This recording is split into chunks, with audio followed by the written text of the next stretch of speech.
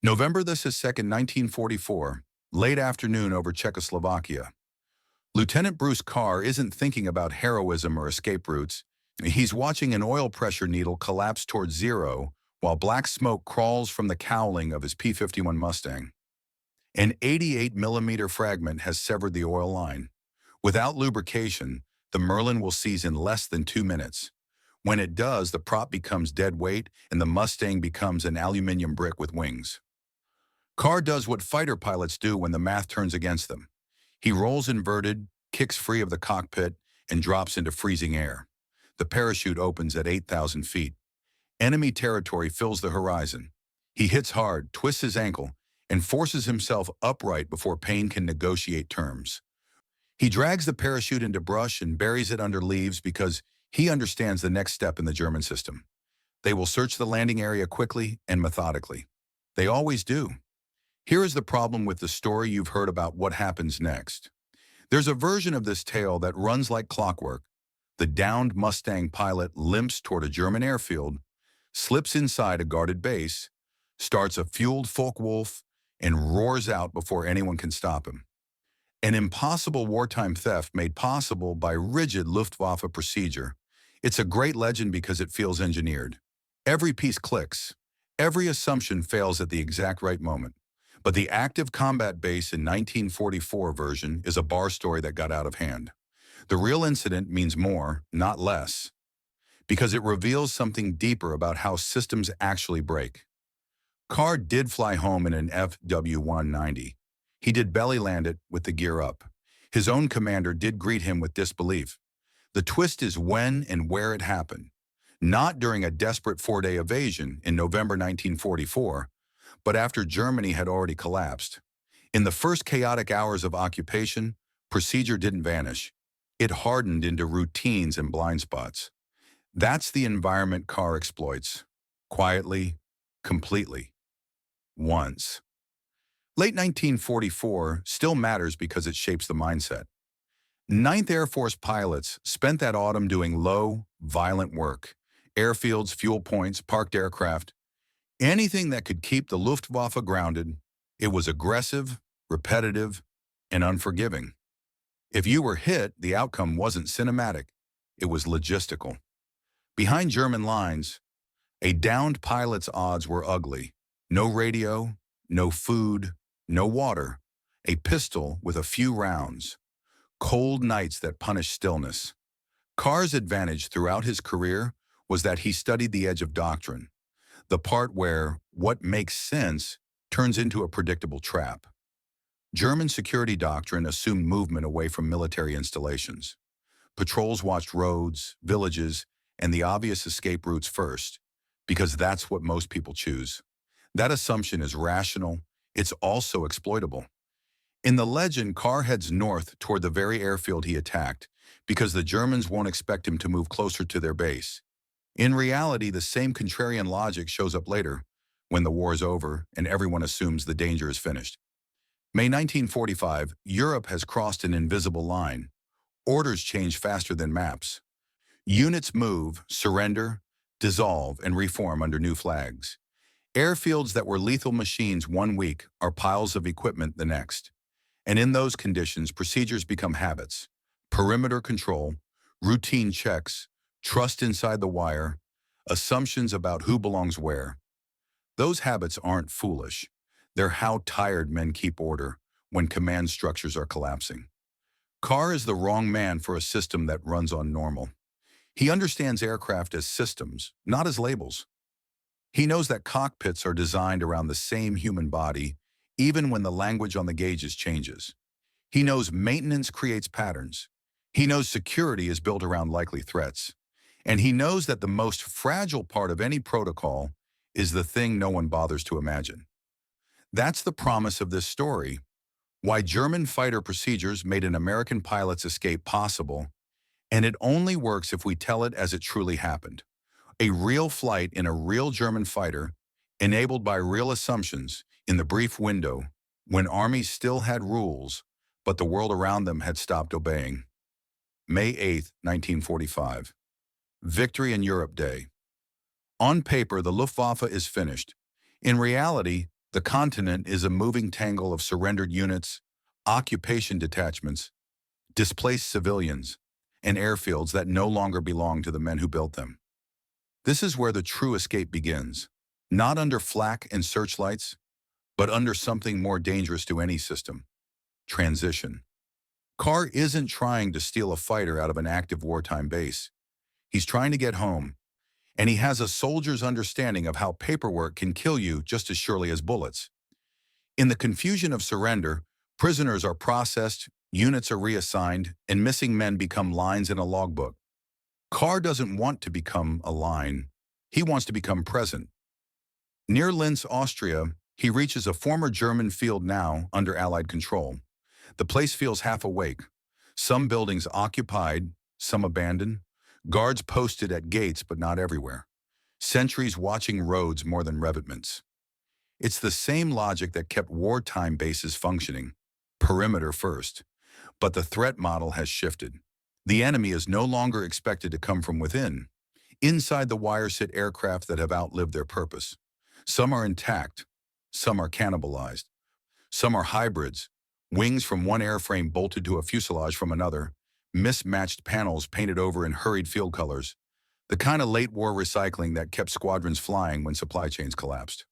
Among them is a Focke-Wulf FW-190, a brutal little machine that looks like it was built to punch through storms. Carr studies it the way he studies everything, as a set of systems, not a symbol. What matters isn't the black cross on the wing. What matters is whether it can start, whether it has fuel, and whether he can get it airborne long enough to reach friendly ground. This is where procedure creates the opening. After surrender, captured equipment is handled by protocols designed for safety and order. Catalog, secure, guard the access points.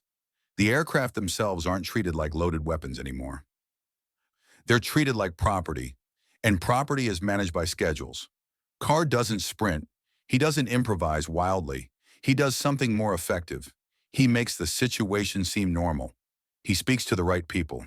He moves with the calm certainty of an officer who belongs on a flight line. He arranges what he can, quietly, including the one thing that will keep Allied guns from shredding him the moment he lifts off: an escort. A P-51 from his unit will be waiting, close enough to see him, close enough to vouch for him if anyone asks questions in the air. The escort isn't romance.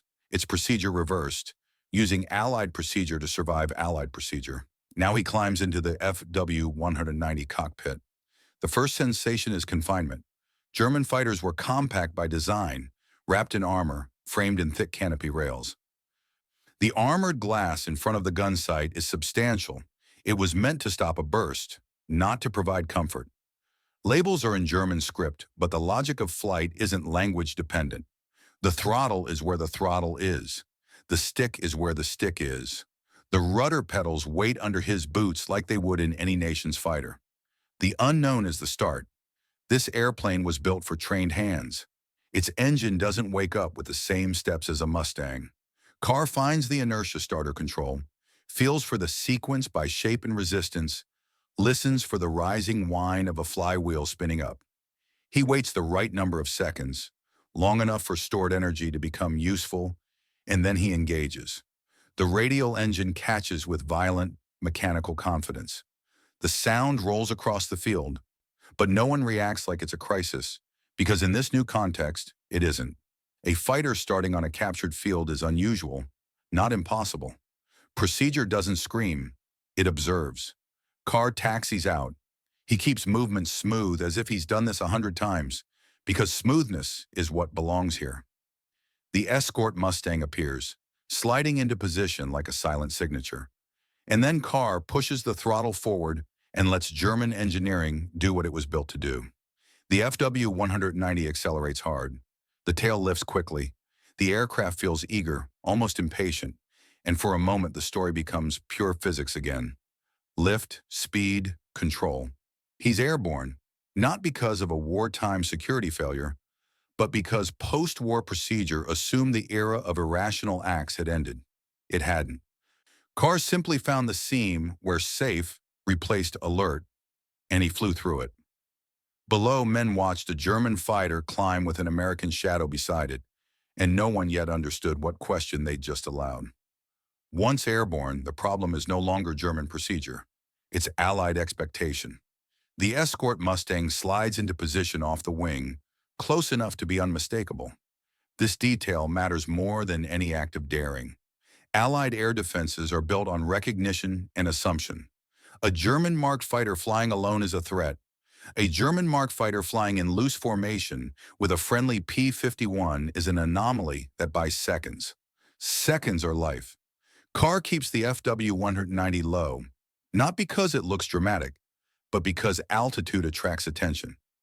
Radar coverage is thinning in the post-surrender confusion, but gun crews are still alert, still trained to react faster than they think.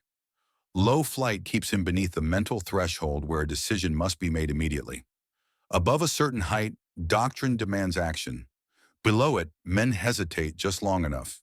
The countryside rolls beneath him, fields, roads, scattered buildings. The Focke-Wulf is stable and fast, heavier on the controls than the Mustang but honest. German engineers designed it to absorb punishment and keep flying. That philosophy was meant for combat, but it serves him now in a different way. He isn't asking the aircraft to perform beyond its limits. He's asking it to behave exactly as intended. The escort breaks away as they approach Carr's destination. From here on, the assumptions revert. A German fighter circling an Allied field is no longer unusual. It's unacceptable. The guns below pivot. 40mm barrels track the motion of his wings. The system is waking up. Carr lines up for approach and reaches for the landing gear lever. Nothing happens. He tries again. Still nothing. This is the moment where myth usually intrudes, where instinct saves the day or luck intervenes. In reality, the aircraft is doing exactly what it was designed to do. The FW-190's landing gear is hydraulically actuated through a selector valve that routes pressure either to extension or retraction. Carr doesn't know the sequence. He's pulling the correct lever with the system set the wrong way. From his seat, there's no obvious indicator. No large emergency handle designed for unfamiliar hands. German design philosophy assumed training, not improvisation. Below him, the guns are nearly ready. The circling pattern is running out of time. Carr understands the situation in one clean calculation. He can keep trying to solve a system he doesn't fully understand, or he can choose a failure mode he does. The aircraft can land without gear. It was built to survive damage. He'll take the hit on his terms. He lowers the flaps, one of the few controls he's certain of, and cuts the throttle. The FW-190 settles faster than a Mustang would, heavy and committed.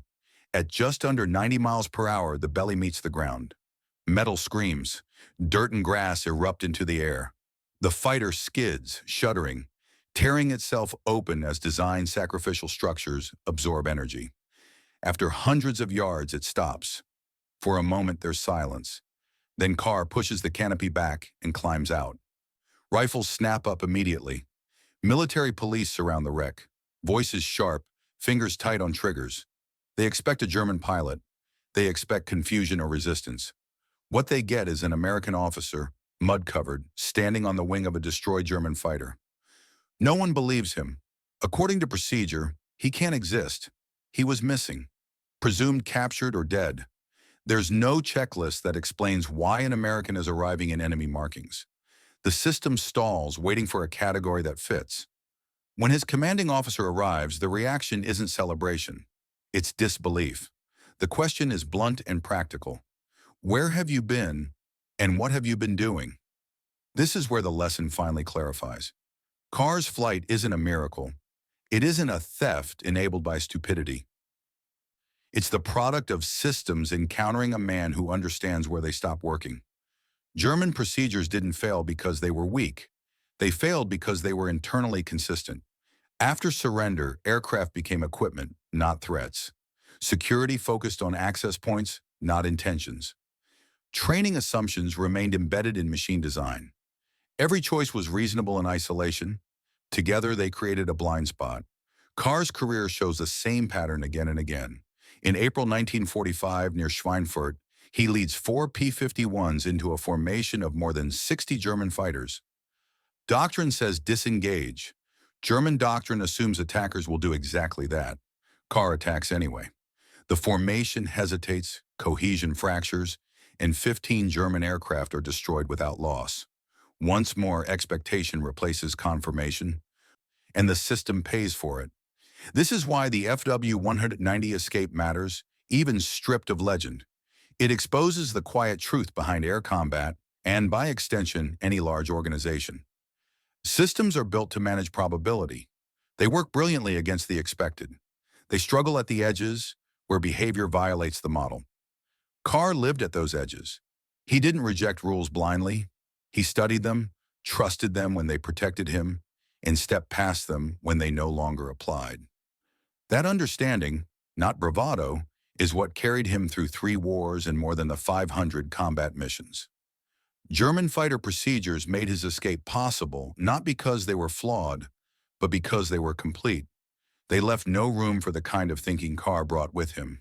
By the time the wrecked FW-190 was hauled off the field, the paperwork had already begun to reshape the story. Reports needed categories. Incidents needed explanations that fit existing frameworks. An American pilot arriving in a German fighter didn't fit any of them. That discomfort is important because it reveals how systems respond when reality violates expectation. They simplify, they rationalize, and eventually they mythologize. Carr never tried to sell the event as magic. Others did that for him. What interested him and what matters here is why it worked at all. To understand that, you have to look at German fighter doctrine as it actually existed by late 1944 and early 1945, not as a caricature of rigidity, but as a rational response to collapse. Early in the war, the Luftwaffe trained pilots extensively on a single aircraft type. Mastery was the goal. Procedures were strict, but they rested on deep familiarity. Pilots understood not just which lever to pull, but why pulling it mattered. In that environment, complex systems like those in the FW-190 were strengths. As losses mounted and fuel shortages worsened, that model broke. Training hours were cut dramatically. Replacement pilots arrived with far fewer hours and less tactical flexibility. Under those conditions, procedure became a crutch. Centralized control tightened. Deviation became dangerous, not because it was ineffective, but because inexperienced pilots couldn't recover from mistakes. Systems hardened to protect the average case. This rigidity extended beyond the cockpit. Airfields ran on schedules that assumed predictability. Maintenance followed checklists optimized for efficiency, not improvisation. Security emphasized perimeter control because that's where threats had always come from. Enemy action was expected from the air, not from a lone individual walking calmly across a field. None of this was foolish. It was coherent. It was also brittle. Carr's background made him unusually dangerous to such a system. He learned to fly before formal military training, absorbing aircraft behavior by feel rather than rote instruction. When he entered combat, he didn't treat doctrine as scripture. He treated it as a tool. His commanders described him as aggressive, sometimes reckless, but that misses the distinction that kept him alive. Aggression without understanding is suicide. Aggression guided by systems knowledge is leverage. The FW-190 embodied the Luftwaffe's late war contradictions perfectly. It was fast, heavily armed, and rugged. Its BMW 801 radial engine could absorb punishment and keep running. Its cockpit was compact, armored, and efficient for a trained pilot. Its systems were reliable but unforgiving to anyone who didn't understand their logic. German designers assumed that only trained German pilots would ever operate it. That assumption held until it didn't. Carr's inability to lower the landing gear is often framed as bad luck. In reality, it exposes the same design philosophy that made the aircraft effective in combat. There was no large intuitive emergency handle for unfamiliar hands because unfamiliar hands weren't part of the design problem. The system worked exactly as intended. The pilot did not. That pattern repeats across Carr's career. German fighters were massed into large formations to conserve fuel and maintain centralized control. The doctrine assumed that small enemy elements would avoid overwhelming force. Carr attacked anyway. The formation hesitated because it didn't recognize the threat profile. Confusion followed. Seconds disappeared. 15 German aircraft were lost. Again, the failure wasn't incompetence. It was expectation. This distinction matters because it reframes the story away from hero worship. Carr didn't win because he was superhuman. He won because he recognized the limits of systems built for average behavior. German procedures were excellent at handling expected threats. They were poor at handling exceptions. The Luftwaffe's decline amplified this weakness. Experienced pilots who might have recognized unconventional threats were gone. Replacement pilots followed procedure rigidly because deviation increased risk. Command structures emphasized permission and reporting over initiative. Flexibility, the quality Carr relied on, was systematically reduced. After the FW-190 incident, procedures changed. Aircraft on captured fields were guarded more closely. Access tightened. The blind spot closed. That, too, is how systems work. They adapt, but only after failure makes denial impossible. On the Allied side, the lesson was quieter. No new doctrine emerged because doctrine is built for repetition, and Carr's flight wasn't repeatable. What it reinforced was something pilots already knew, but rarely articulated. Understanding how a machine works matters more than memorizing how it's supposed to be used. Carr carried that lesson forward. He flew jets in Korea, supersonic aircraft in Vietnam. Radar replaced eyeballs. Computers replaced cables. Procedures grew thicker, not thinner, yet the principle never changed.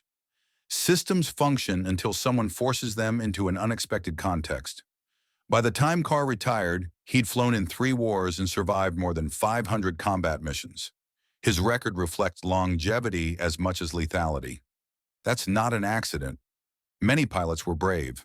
Many were skilled. Few combined aggression with understanding as consistently. The legend of the stolen German fighter persists because it's dramatic, but stripped of exaggeration, the real story is more useful. It shows that the most dangerous vulnerability in any system isn't weakness, but predictability. It shows that procedures, however rational, always embed assumptions about human behavior. Carr survived because, at critical moments, he refused to behave the way the system expected him to behave.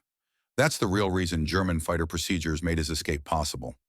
What makes Bruce Carr's story endure isn't the spectacle of a German fighter skidding to a halt on an Allied field. Spectacle fades. What remains is the pattern, and patterns are how professionals think. Carr's escape sits at the intersection of 3 forces that rarely align: institutional exhaustion, procedural inertia, and individual capability. Remove any one of them and the event collapses into impossibility. Together, they created a narrow corridor where something extraordinary could occur without violating the internal logic of the systems involved. By May 1945, German military organizations were no longer fighting to win. They were fighting to conclude. That distinction matters. Winning demands creativity, concluding demands order. The Luftwaffe's remaining procedures were designed to prevent chaos, not to anticipate hostile ingenuity. Captured airfields were stabilized, equipment cataloged, access points secured. The goal was to freeze the situation long enough for authority to transfer cleanly. In that context, an aircraft was no longer a weapon. It was an asset awaiting disposition. That shift transformed risk models overnight. During combat, a fighter sitting unattended was unthinkable. After surrender, it became normal. Procedure didn't vanish. It became narrower. And narrow procedures create blind spots. Carr didn't exploit German weakness. He exploited German normalcy. This is why attempts to retell the story as a daring wartime theft miss the lesson entirely. Wartime systems are paranoid by design. They assume hostility everywhere. Post-war systems assume the opposite. Carr's success depended on that assumption holding just long enough. The Allied side mirrored this logic.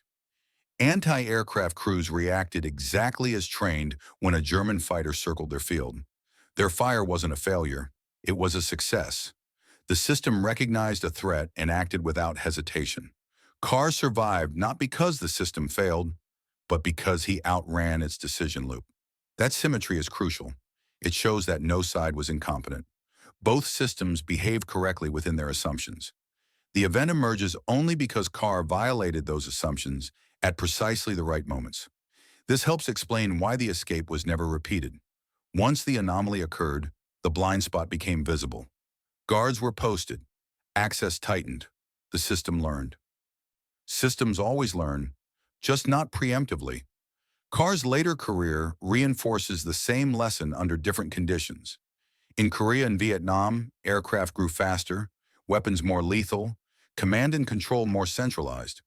The margin for improvisation shrank, yet pilots who understood fundamentals, energy management, timing, enemy expectation, still found ways to succeed when situations fell outside the plan.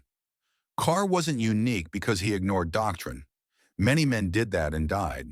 He was unique because he understood doctrine deeply enough to know when it stopped protecting him. He didn't treat procedures as chains or as saviors. He treated them as tools with defined limits. That mindset explains his longevity more than any single engagement.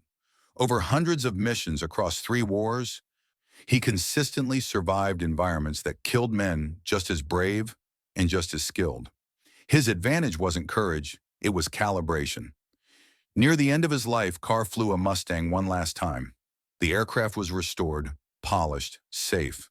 The crowd watched low passes and tight turns, seeing nostalgia and spectacle. What they couldn't see was the continuity. The same questions were still running in his mind, just as they had decades earlier in a foreign cockpit. What can the airplane do? What can I do? Those questions are deceptively simple. They strip away rank, doctrine, and mythology. They reduce complex systems to their functional truth.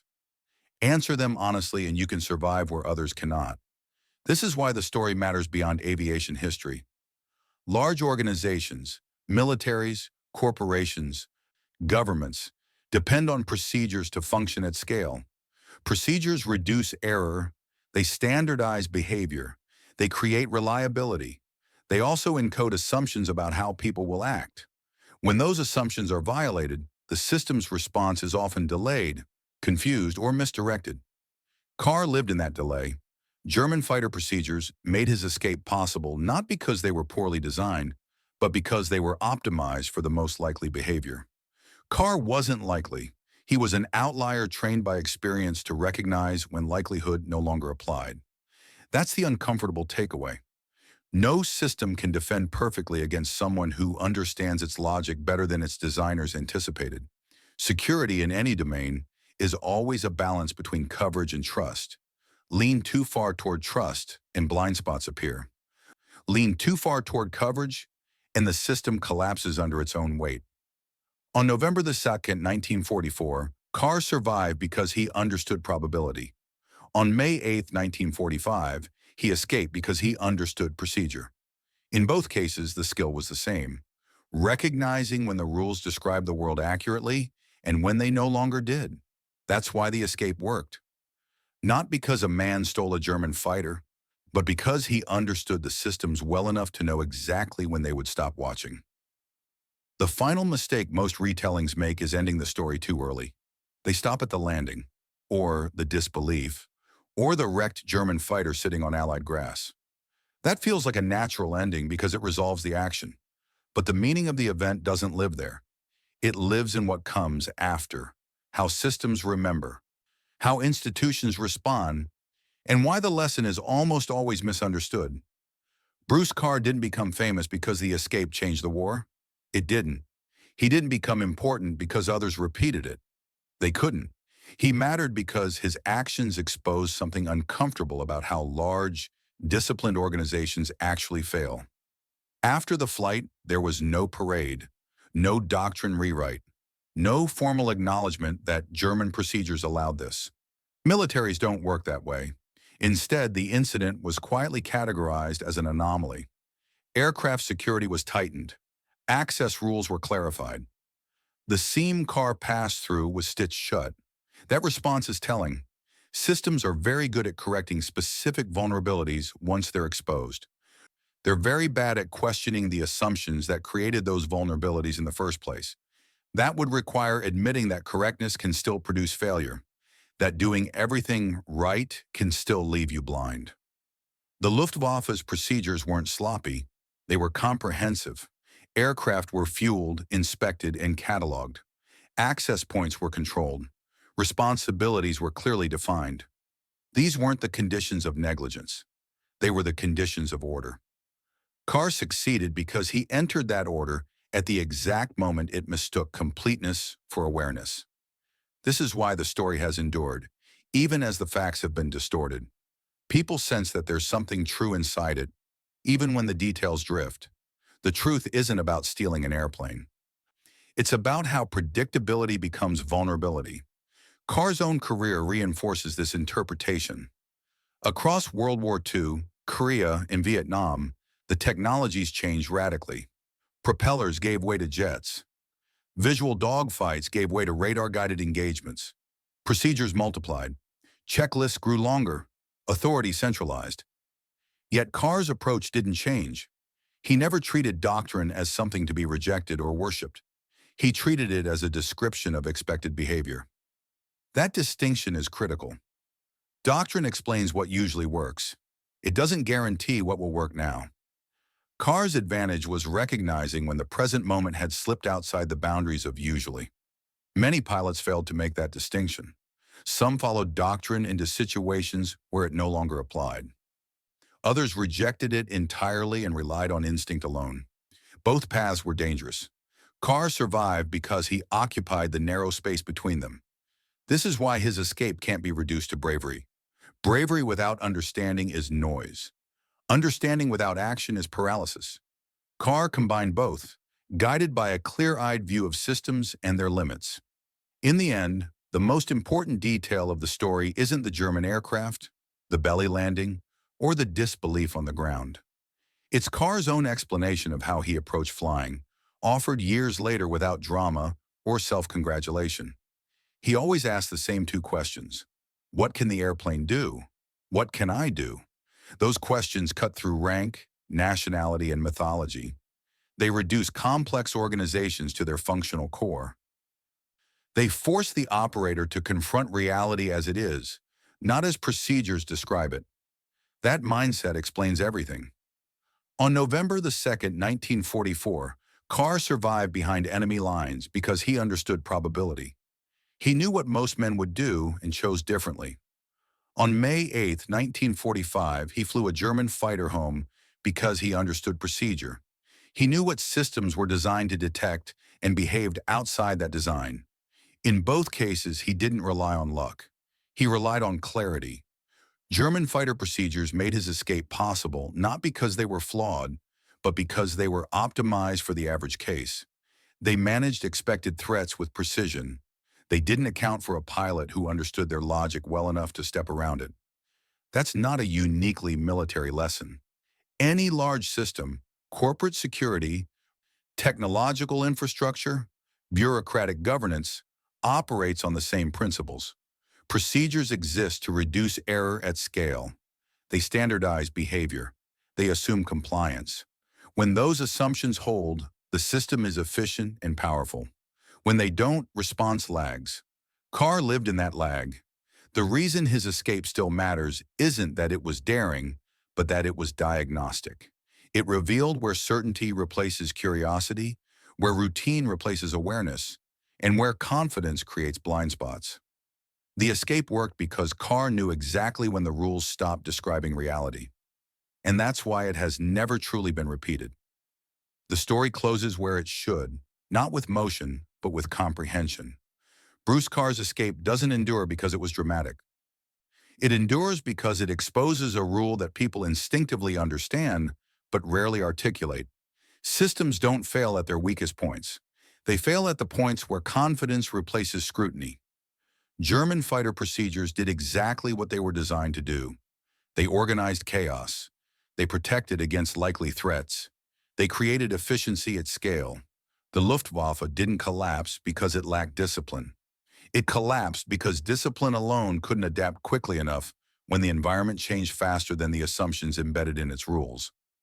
Carr didn't exploit German incompetence. He exploited German certainty. That distinction matters because it shifts responsibility away from individuals and towards structures. The pilots who guarded airfields, the mechanics who fueled aircraft, the sentries who watched gates, all of them did their jobs. They followed procedures that had worked for years. The problem wasn't negligence. The problem was that those procedures described a world that no longer existed. This is why the escape could only happen once. The moment Carr's flight exposed the blind spot, it vanished. Guards were posted. Access tightened. Aircraft were treated as potential threats again, not neutral objects awaiting disposition. The system learned. Systems always learn, but only after reality forces the lesson. Carr's later career reinforces this pattern. In Korea, jets compressed engagement timelines until hesitation became fatal. In Vietnam, complex command structures attempted to manage an increasingly chaotic battlespace. In each conflict, new procedures emerged to restore order. In each conflict, those procedures carried assumptions that could be exploited by someone who understood their limits. Carr never chased those limits recklessly. He approached them with precision. He studied how machines behaved, how people reacted under stress, and how organizations enforced normalcy. That understanding allowed him to operate where doctrine hesitated. This is why the popular version of the story, an American pilot stealing a German fighter from an active wartime base under fire, misses the point. It turns analysis into spectacle. It replaces explanation with adrenaline. The real lesson is quieter and more unsettling. Carr's escape succeeded because every system involved behaved exactly as it was supposed to behave. The German system assumed surrender meant de-escalation. The Allied system assumed enemy markings meant threat. The aircraft assumed a trained operator. None of those assumptions were unreasonable. Together, they created a narrow window where reality slipped between categories. Carr didn't break the rules. He stepped outside the conditions those rules were written for. That insight applies far beyond aviation. Modern organizations rely on procedures to manage complexity. Cybersecurity systems assume certain attack vectors. Financial controls assume predictable behavior. Bureaucracies assume compliance. When those assumptions hold, systems are resilient. When they don't, the response lags just long enough for an outlier to pass through. Carr was an outlier by preparation, not chance. He didn't succeed because he ignored risk. He succeeded because he understood it. He recognized when the risk of obedience exceeded the risk of deviation. He recognized when procedure no longer described the environment accurately. That judgment, not courage alone, is what separated him from pilots who died following rules that no longer applied. This is why Carr's own reflections on flying are so revealing. He didn't speak about destiny or brilliance. He spoke about capability, what the airplane could do, what he could do, where those limits overlapped. Those questions cut through every layer of organization and return control to the operator. They also reveal the final irony of the story. German fighter procedures made Carr's escape possible not because they were flawed, but because they were successful. They had reduced uncertainty so effectively that they no longer anticipated deviation. They managed probability so well that they forgot about exceptions. Carr lived where probability breaks down. That's the real legacy of the escape. Not a stolen aircraft, not a dramatic landing, but a demonstration of how systems behave when certainty outruns awareness. The lesson is uncomfortable because it offers no simple fix. You can't eliminate blind spots without paralyzing the system. You can't anticipate every outlier without exhausting resources. Security, efficiency, and flexibility are always in tension. Carr's story reminds us that those tensions never disappear. They only shift. On that quiet day in May 1945, a German fighter lifted off under Allied eyes because every rule in place described a different reality than the one Carr inhabited. He didn't survive by being faster or braver. He survived by understanding exactly when the rules stopped seeing him. That's why the escape worked. And that's why, even now, it still matters.